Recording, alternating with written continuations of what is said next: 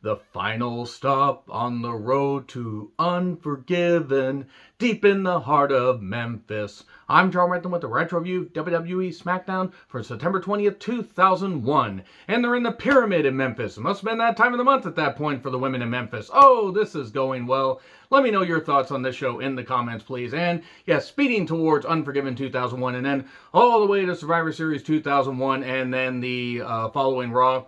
And who knows, maybe I'll just dive into the rest of the shows for the rest of the year, because why the fuck not? These retro reviews have been fun.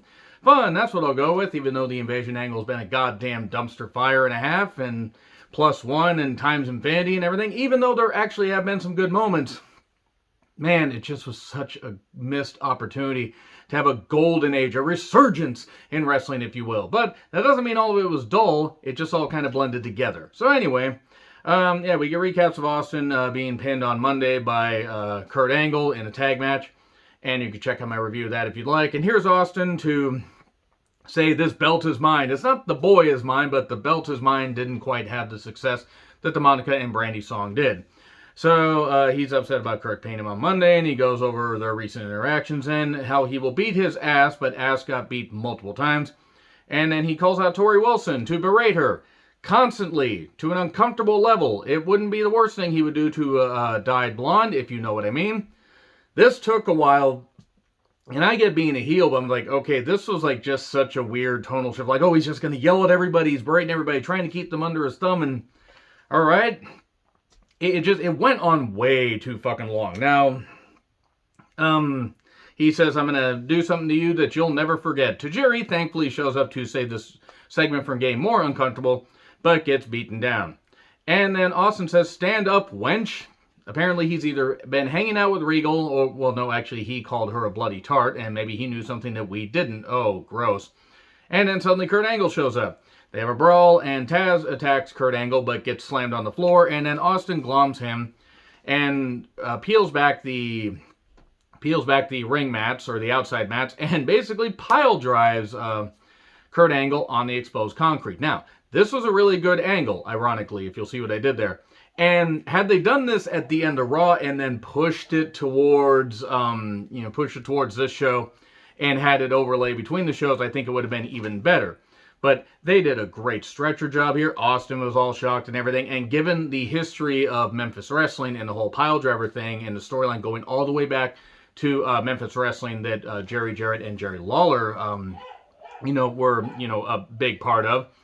And the way they use a pile driver with the State Athletic Commission, this was really, really good stuff. I mean, really good stuff. Really enjoyable. JR and Sergeant Slaughter and various other people were out there, and they took this seriously. We got a stretcher job. I can't feel my arms or whatever. That's what, Kurt Angle's saying. Selling this really well.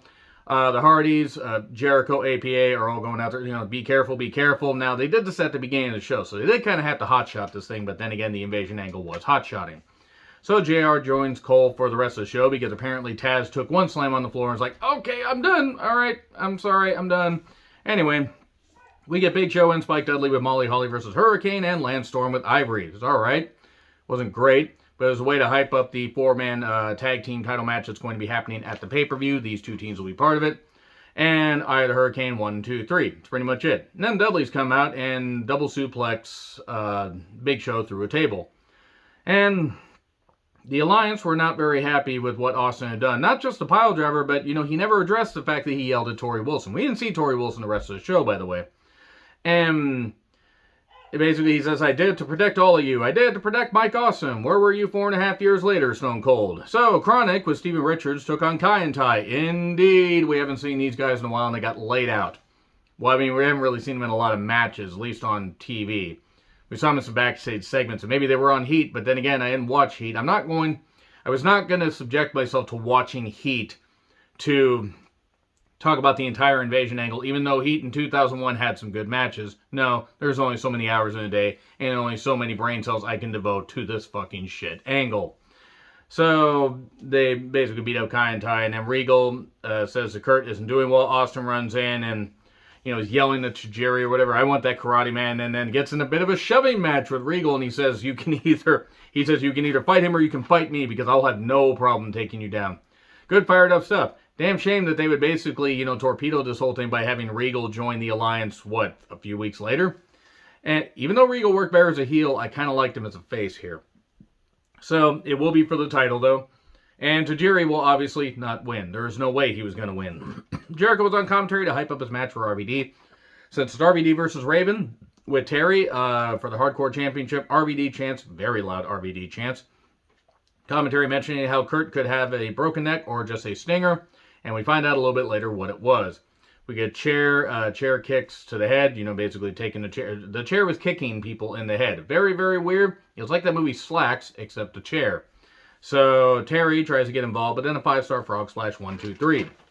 And that was pretty much it. There really wasn't much to this, except it was Jericho and RVD doing more to hype up their stuff. Edge debuted the Rob Zombie song, Never Gonna Stop. There we go. And another Canadian wrestler that won the Royal Rumble at the number 1 position in 2004, 3.5 years later, would utilize that same mindset. So anyway, Edge took on Kanyon, and Edge attacks and fists Kanyon repeatedly. I mean, they basically just glommed Kanyon at this point. And Christian comes out and tries to spear Edge, but he hits Kanyon, and the Buzzkiller 1, 2, 3. Kanyon deserved a lot better than he got. And it's a shame that a big company did not sign him. Apparently, he had worked on the indies and done a lot of good stuff with people, but it's a real shame because Kanyon was very innovative in the ring. And apparently a nice guy. I never met him, obviously, but apparently he was a nice guy. Very well respected. The Hardys with Lita took on the Dudleys. Well, it wasn't necessarily their best match. In fact, it was quick. Table got out and it was just in the ring. Table walked. It was very uncomfortable, very, very frightening. He, Galileo. And later, Lita hit a hurricanrana, hurt her knee, and Bubba's trying to get at Lita because he's got wood all over Lita. Gross. And then Spike comes down while the referee is seemingly distracted or vanished onto the moon temporarily and shoved Devon down. And the most devastating maneuver in all professional wrestling. Surprise roll-up, 1, 2, 3. Hurricane and Lance attack Spike on the stage. And then the table's there, and a 3D2 match, basically for waves. Oh, will the Dudleys. Will the Dudleys retain their championships? I believe they do. So anyway, Austin then tells Deborah he's going to beat up Tajiri, raising his hand and yelling at Deborah. RVD runs in and says, I have news. Is it good news or bad news? Probably bad news for you. And he says, don't tell me then. Wait, RVD, tell me. Well, Kurt's checked himself out of the hospital and he's heading back to the arena. So Austin and Tajiri have a match and for a WWE title. It's champion versus champion because Tajiri was the U.S. champion for all of 14 days.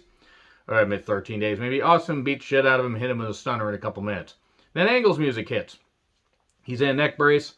He wants to fight, basically destroy Austin for what he did. How Austin, will be beaten on Sunday and everything.